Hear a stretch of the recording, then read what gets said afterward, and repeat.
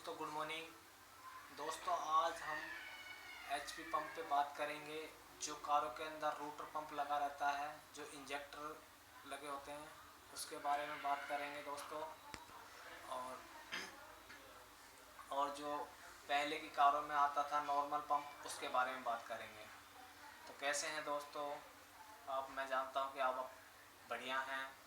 और मैं आज आपको रोटर पंप के बारे में बताऊंगा, उसमें क्या क्या पार्ट होते हैं, वो कहाँ लगा होता है, रोटर पंप कैसे चेक कर सकते हैं कि ये रोटर पंप है या नॉर्मल पंप है। ठीक है दोस्तों, तो मैं अब आपको रोटर पंप और उसके दोनों की डायग्राम दिखा देता हूँ। तो दोस्तों, ये कार के अंदर ना दो पंप लगे होते हैं। ये रोटर पंप है और ये नॉर्मल पंप है।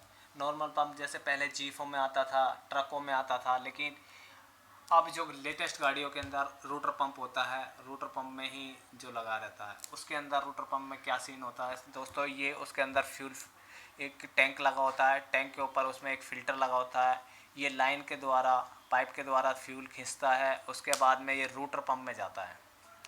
जब ये रोटर पंप के अंदर तेल सप्लाई होता है तो इसके अंदर कोई ज़्यादा पाइप नहीं होती। ये जब इंजन के साथ ड्राइव करता है तो ये क्या करता है, प्रेशर से तेल को आगे सप्लाई करता है। ये 3 पिस्टन का होता है। ये जैसे तेल को आगे प्रेशर से डेवलप करता है तो ये जो इंजेक्टर्स लगे हैं, इसको कॉमन रेल कहते हैं। ये कॉमन रेल होती है। कॉमन रेल के अंदर क्या होता है दोस्तों, इलेक्ट्रिकल इंजेक्टर्स लगाए होते हैं। उन पर कोडिंग होती है। कोडिंग के द्वारा ये काम करते हैं। ईसीएम के द्वारा ये वर्किंग करते हैं। जब ईसीएम से कमांड आती है तभी ही काम करते हैं। उसके बाद में ये इंजेक्टर है। इंजेक्टर के बाद में वापसी, यहाँ से हमारा रिटर्न वापसी फ्यूल जो वापस आ जाता है। ठीक है दोस्तों, तो ऐसे करके ये हमारा कॉमन रेल का पंप होता है। उसी तरीक़े से एक ये नॉर्मल पंप होता है। नॉर्मल पंप में क्या होता है दोस्तों, ये हमारा फ्यूल टैंक है। फ्यूल टैंक के बाद में सीधा हमारा यहाँ से ना ये फ्यूल फिल्टर पे जाता है। फ्यूल फिल्टर से हमारा इस पंप में जाता है। जब ये पंप है ना, यहाँ से इंजन घूमता है तो ये अपनी फायरिंग यहाँ से दिखाता है।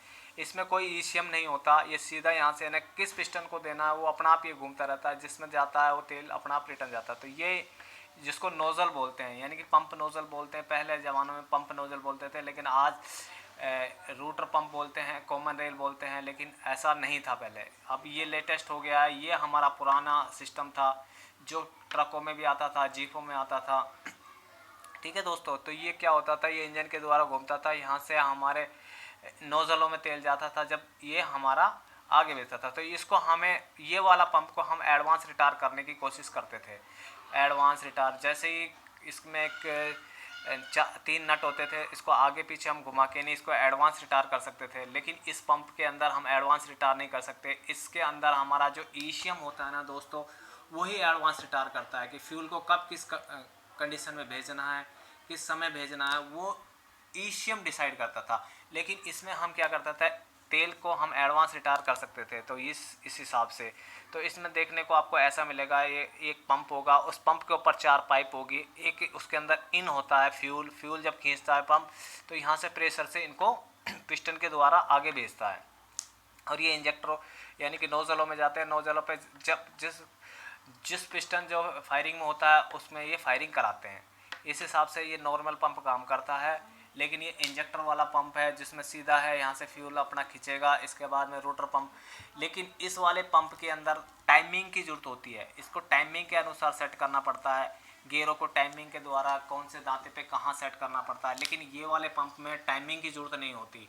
इसको कहीं पे भी लगा दीजिए और अपना काम करना है। इसको सिर्फ रोटर पंप बोलते हैं, यानी घूमना है और तेल को आगे प्रेशर से करना है। लेकिन ये वाला पंप का टाइमिंग जरूर होगा। अगर इसका टाइमिंग आउट हो जाएगा तो क्या होगा, जिसको 2 नंबर पे फायरिंग होगा तो ये 4 नंबर पे तेल देगा, तो गाड़ी आपकी स्टार्ट नहीं होगी। इसकी टाइमिंग मिलाना बहुत ही ज़रूरी है। इस वाले पंप की टाइमिंग मिलाने की आपको ज़रूरत नहीं है बिल्कुल भी। आपको सिर्फ ये ईसीएम अपना अकॉर्डिंग से अपनी टाइमिंग सेट करके इंजेक्टर खोलना बंद करना चालू करता है। तो दोस्तों, इस हिसाब से आपको रोटर पंप और नॉर्मल पंप के बारे में पता लग गया। नॉर्मल पंप पुरानी गाड़ियों में आता था, लेकिन अब जितनी भी लेटेस्ट गाड़ी है वो उनमें रोटर पंप आने लगे हैं। और रोटर पंप भी आजकल इलेक्ट्रिकल्स हो गए हैं। उनके आधार पे इनमें एक सेंसर्स लगाए जाते हैं, सब सेंसरों के द्वारा काम। लेकिन इन वाले पंपों के अंदर कोई सेंसर नहीं होता था, कुछ नहीं होता था। सीधा स्टार्ट करो और गाड़ी चलो। सिर्फ इसमें टाइमिंग का ही सीन होता था, लेकिन इनमें क्या इलेक्ट्रिकल पूरा सिस्टम होता है। तो दोस्तों इस वीडियो में अगर आपको अच्छी लगी तो आप मेरी इस वीडियो को शेयर कीजिए, सब्सक्राइब कीजिए और लाइक कीजिए।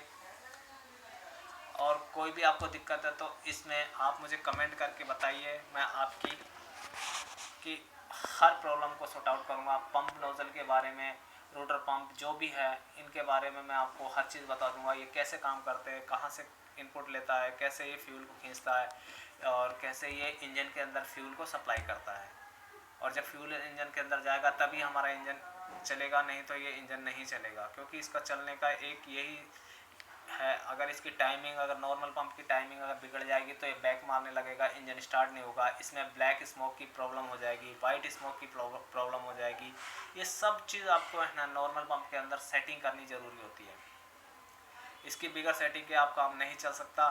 और नॉर्मल जो रूटर पंप है, रूटर पंप के अंदर आपको दोस्तों कोई वो नहीं है, इसमें इलेक्ट्रिकल का प्रॉब्लम है। इलेक्ट्रिकल की आपको पूरी जानकारी होनी चाहिए कि कहाँ से हमारी पावर सप्लाई कम हो गई है या कहाँ से ड्रॉप हुई है, उनको आपको देखना पड़ेगा इलेक्ट्रिकल पंप के अंदर। तो धन्यवाद दोस्तों, थैंक यू।